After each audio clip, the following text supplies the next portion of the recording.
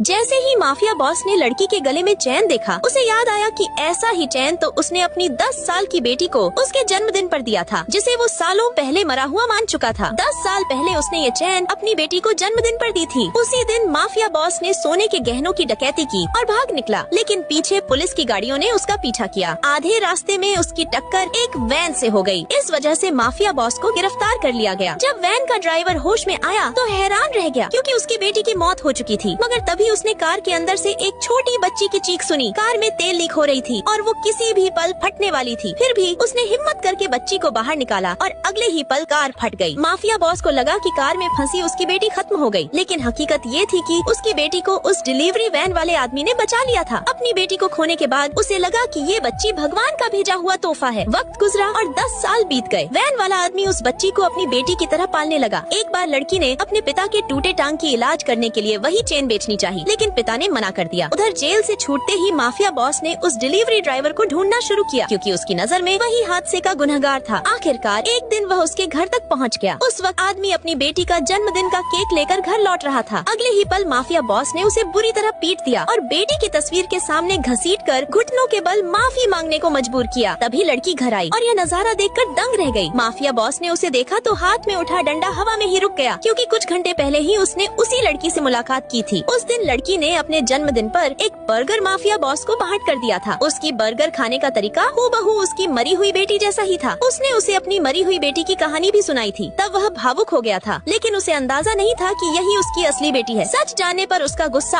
और भड़क गया। उसे लगा कि एक साधारण आदमी उसकी बेटी का पिता बनने के लायक नहीं। वहीं आदमी ने भी सफाई दी कि हादसा उसकी गलती नहीं, बल्कि तुम्हारे तेज गाड़ी चलाने की वजह से हुआ। गुस्से में माफिया बॉस ने उस पर हमला करना चाहा, लेकिन लड़की अपने पिता को बचाने के लिए आगे आ गई। यह देखकर माफिया बॉस को अपनी बेटी की याद आ गई, जिसने सालों पहले उसी तरह उसे बचाने की कोशिश की थी। फिर भी माफिया बॉस ने उसके पिता को मारकर बेहोश कर दिया। लड़की माफिया बॉस के सामने झुककर जान की भीख मांगती है, यहाँ तक कि उसके पैर भी पकड़ती है, लेकिन माफिया बॉस उसकी एक नहीं सुनता। तभी उसके गुंडे लड़की पर हमला करने लगे। पिता बेबस होकर सब देख रहा था। तभी माफिया बॉस की नजर लड़की की चैन पर गई, जिसे उसने अपनी 10 साल की बेटी को जन्मदिन पर दिया था, और उसे एहसास हुआ कि यह मासूम तो उसकी खुद की खोई हुई बेटी